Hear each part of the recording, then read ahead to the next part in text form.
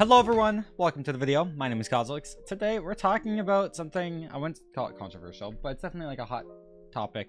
Why Brawlhalla pros retire. Definitely like something I wanted to talk to the community about for a while, and I just want to hear different perspectives. So for that reason, I am live on Twitch and playing with viewers. If you want to be a part of future videos and add the topics, twitch.tv/Cosolix. Join the Discord, link is down below. We'll just pop in Twitch chat. Okay, let's talk about this topic while just literally playing friendly twos. Okay, so first thing we gotta like take note is that there's a lot of Brawlhalla pros that have retired or just kind of like stop focusing on the game in general at a pro level. Guys like Sandstorm, who have partially retired. Boomy's retired, I think twice now. Guys like Ethan, I don't see him compete that often anymore. I wouldn't call it like a formal retirement. There's Little Cap, I Throw, Remy retired at one point. I think he's coming back now. There's a lot of players that have retired. So why do players retire? The biggest reason overall is that it doesn't make sense financially to play the game. Brawlhalla has a ton of esports funding compared to other fighting games, but not enough for pros to be able to rely on it only and to pursue a life around it. And it's a bit different than Smash Bros. Brawlhalla also has a much smaller audience when it comes to YouTube esports content and just people watching esports in general or caring about Brawlhalla esports. There's a big divide between casual players and like competitive Brawlhalla players that like makes it very, very difficult for like pros to like turn this into a career. I'm getting carried. I'm not even like looking at the gameplay, by the way. I'm the Scarlet. But yeah, like a ton of pros, like Ethan has live streamed a ton, but 50 viewers, maybe 100 viewers on Twitch even is not enough financially. Maybe you like keep playing it a little bit, but to continue being a pro, like you gotta dedicate so much time and effort to that. So yeah, pros, they just don't really make enough. Not only that, it's like pros don't make enough from esports, but when you combine esports and content and streaming, it's a lot of work, and a lot of people don't even know how to do that work, right? Like I make a lot of content. I'm not going to stop making content for this game, especially since I've just made a channel called Cosolix Brawlhalla. If I got viewers that want to watch, I'm going to continue making content. However, like playing this game at a pro level, spending that time and effort, like right now, what is it going to do in my career? It's definitely cool, but for me personally, that time is best spent focusing on maybe a different game where I can increase my audience. My audience competing in tournaments actually doesn't really increase unless I do like crazy well. Oh, that didn't kill him. So like me personally, there's not so much of a reason. Now we look at a guy like Boomy. He didn't want to focus on Brawlhalla because he didn't really believe in the game. It was kind of similar, but more on the belief side of thing. Mine is more on like what makes sense for me to actually like dedicate my time to. Guys like this is like more the Ethan and Little Cap. They don't make content on YouTube like that. So they, if they were to continue going pro at this game, need to only rely for the most part on like tournaments, and there just is not enough money being awarded to do that. And they're also just not converting enough viewers for like, even if they stream like once a week, you're just not even making close to enough money to be able to focus on this. It's also like I've noticed this, it's very different with players from different regions. Players from like Brazil have like lower costs of living, so like you can actually prioritize a game like Brawlhalla as a career if you don't need as much money for you and your family. Me personally, I am from Toronto, Canada. You look up housing prices in Toronto. Have fun. Yeah, I'm probably never buying a house in Toronto. So yeah, that's just something that different, like in North America, like in Canada and the US, like this is like a problem. Like cost of living is pretty expensive. Less in the US than here, but Canada's pretty bad. So yeah, at a point, like a lot of pros, they pick up this game when they're young. They have a ton of time in high school. They go pro. And then you start reaching college and past college, and pros need to make a decision. Do you focus on something that is more consistent, or do you try and make this a career, but there's nothing confirmed about this? Not only that, the game doesn't really support its creators financially. There's the partner creator program is kind of a joke.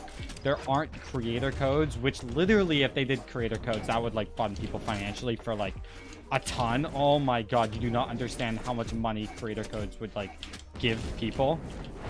It's just like a lot of like little things that like maybe the game could do to help support more people going full time, but There's only a select few at the very top. Like, maybe guys like Luna, right? Or like Godly could probably do this full time.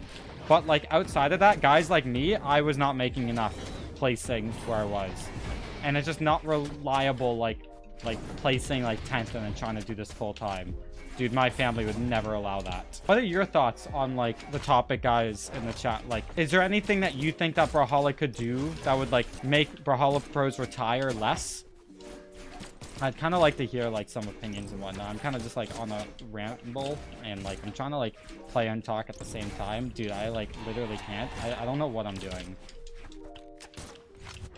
This gameplay is like so bad. I like the content creator codes. Yeah, I just don't think they're ever gonna do them. Yeah, I don't know how much Brawlhalla likes partnering with people. Like, their partnered creator program is very selective. I didn't realize what health is at. It's just like everything they do is like very selective and calculated. I don't know if they like how much Brawlhalla really wants to like work with people that they like don't know personally. So like financially helping them is like also something like, what if they financially help the wrong person? There's a lot of like issues like that. Content creators and pros pretty much stop playing the game, and they're the ones who quit keep coming back.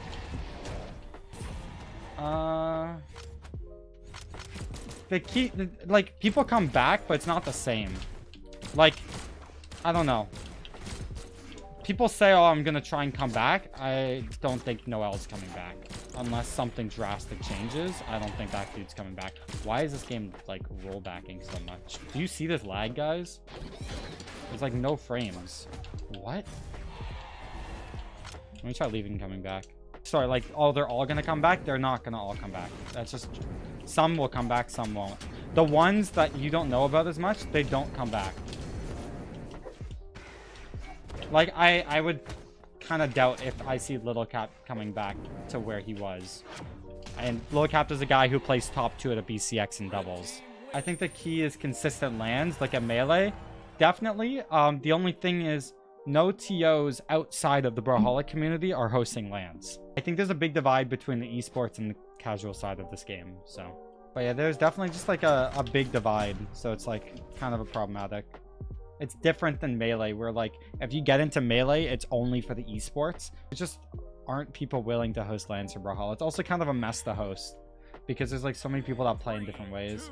I low-key wish there were certain skins for coins instead of mammoth coins. It's gonna be really nice. It'd be nice for players, but it doesn't really fix the issue of like why pros retire. Definitely also like pros finding other games to go pro in, or like other things in life. It's not even just games, right? Like when Project L comes out, that's probably going to steal a good amount of Brawlhalla's like pro community. If some of them go pro or like even try.